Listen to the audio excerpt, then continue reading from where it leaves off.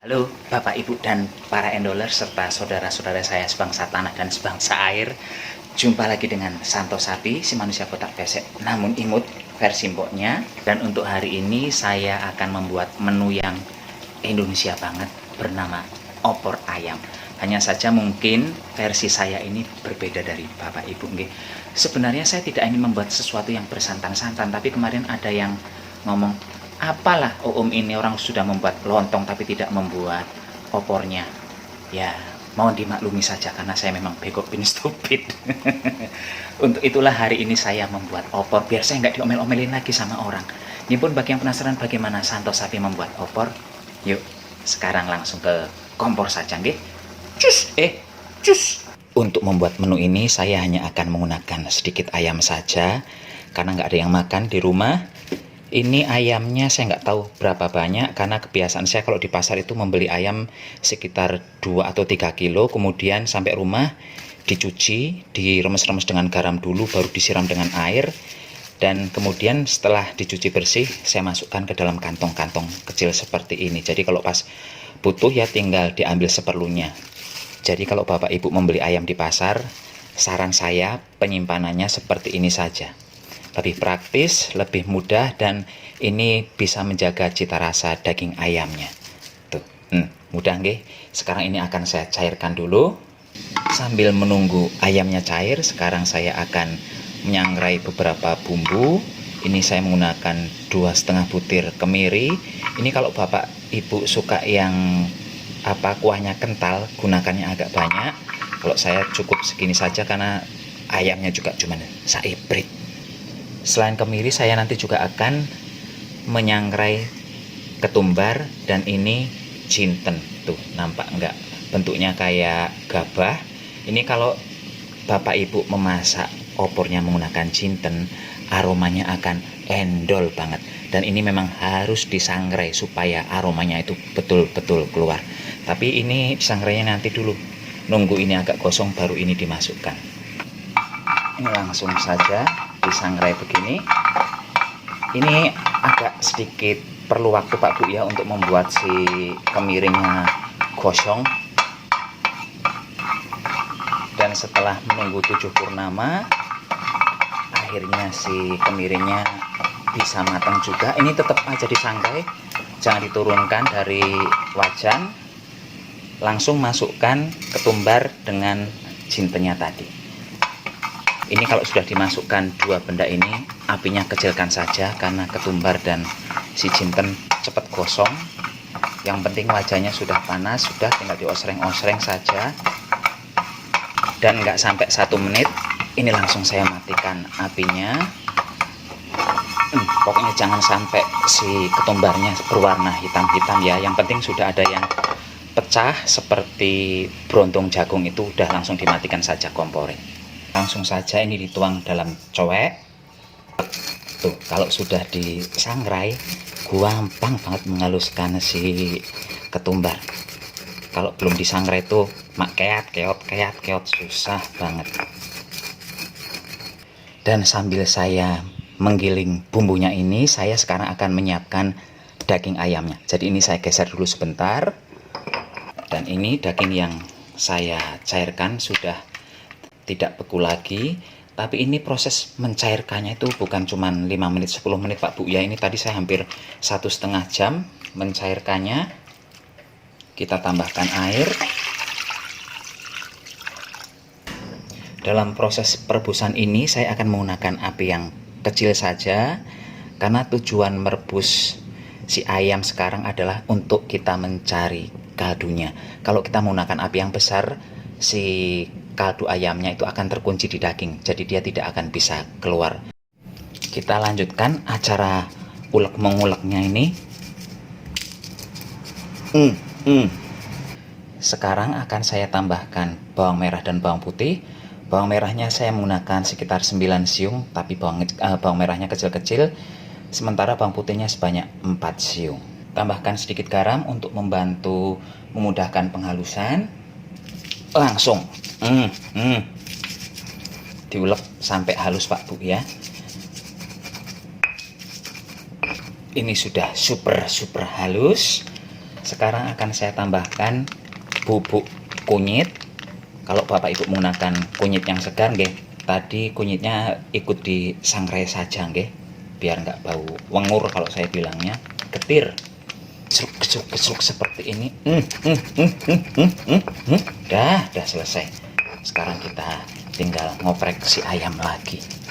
Ini setelah 15 menitan saya rebus, sudah mulai keluar busa-busanya. Busa-busa inilah yang bikin bau makanan. Ini baunya tuh kayak pakan ayam plek jiplek. Kalau sudah dibuang busa-busanya ini, kaldunya jadi bening. Ini saya kalau membuat soto juga caranya seperti ini, nggak ada bedanya. Ini karena yang saya masak cuman saiprit, makanya api yang saya gunakan juga levelnya cuman 1 atau 2 dari 10 kayak gitu nggih. Kalau Bapak Ibu besok kan pas lebaran pasti memasaknya akan banyak banget, jadi level apinya mungkin perlu dibesarkan. Kalau mengikuti level api saya ya lebaran haji baru mateng nanti. Tapi besarnya juga jangan besar-besar banget Pak Bu ya, tetap dijaga besaran apinya supaya si kaldu ayamnya bisa keluar. Jangan besar-besar. Tuh, kelihatan kan Pak Bu minyak-minyaknya. Ini kalau kita masak langsung menggunakan api besar, minyaknya ini tidak akan keluar. Jadi rasanya kurang endol hasilnya nanti. Minyak yang keluar ini adalah sebagai tanda bahwa kaldunya itu keluar nggih. Tapi ini minyaknya pun tetap akan saya buang juga.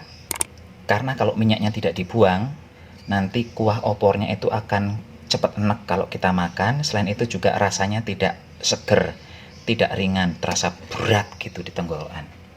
Ngambilin minyaknya memang dalam kondisi api sudah dimatikan baru diambili. Karena kalau dalam kondisi airnya masih blekutuk-blekutuk, apinya masih nyala, susah ngambil minyaknya. Beda dengan saat kita harus ngambil busa. Saat ngambil busa itu wajib apinya masih nyala karena dia bisa menyatu. Namun begitu api dimatikan, busanya justru hilang. Jadi ada dua hal yang harus dibedakan soal ngambil-mengambil ini Pak Bu ya. Udah, ini sudah oke, minyaknya sudah tidak terlalu banyak. Sekarang kita lanjut menumis si bumbu tadi. Saya masukkan dulu serai, kemudian jahe, dan terakhir ada lengkuas. Ini semuanya udah digeprek-geprek. Saya masukkan bumbu yang sudah dihaluskan. Ini mengapa saya masukkan dulu lengkuas dan teman-temannya tadi, supaya bumbu yang saya ulek ini tidak cepat gosong. Karena kalau dimasukkan di awal, bumbu uleknya itu biasanya ada bagian yang gosong-gosong Pak Bu nggih. Saya tambahkan daun jeruk. Saya masukkan juga daun salam.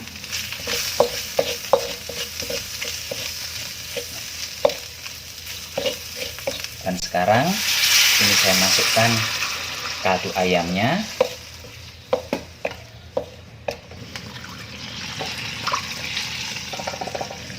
Ini kalau suka yang warna kuning banget opornya, silahkan tambah kunyit yang banyak.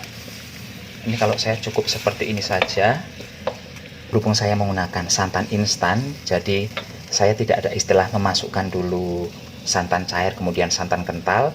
Santannya nanti ya bagi saya setelah akan diturunkan, beberapa saat setelah akan diturunkan baru dimasukkan santannya. Kalau Bapak Ibu menggunakan santan yang peres nggih, masukkan dulu yang encer, baru terakhir nanti dimasukkan yang kental ketika sesaat akan diturunkan. Biar nggak dikatakan terlalu merana menjelang lebaran.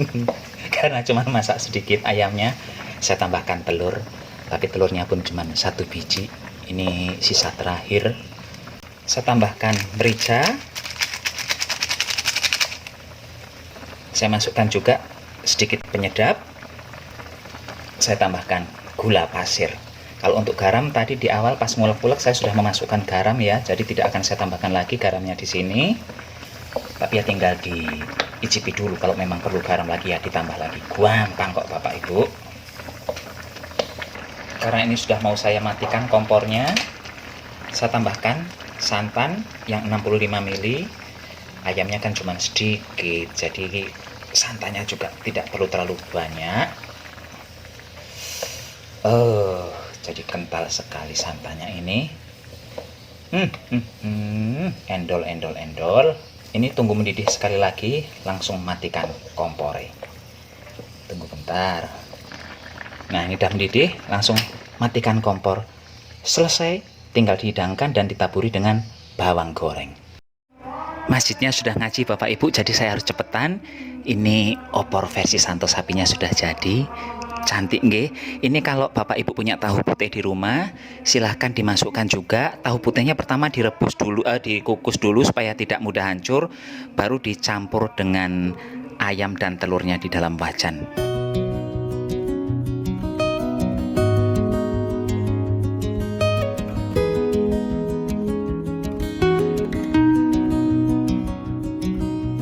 Nah, itu dia opor versi santo sapi. Semoga versi saya ini mempunyai tempat di hati Bapak Ibu nggih, karena mungkin agak sedikit berbeda gaya memasak saya dengan Bapak Ibu selama ini. Nggih pun sekarang santo sapi mohon pamit dulu, sampai jumpa di video berikutnya. Tetap jaga kesehatan, gunakan masker kalau keluar rumah. Bye.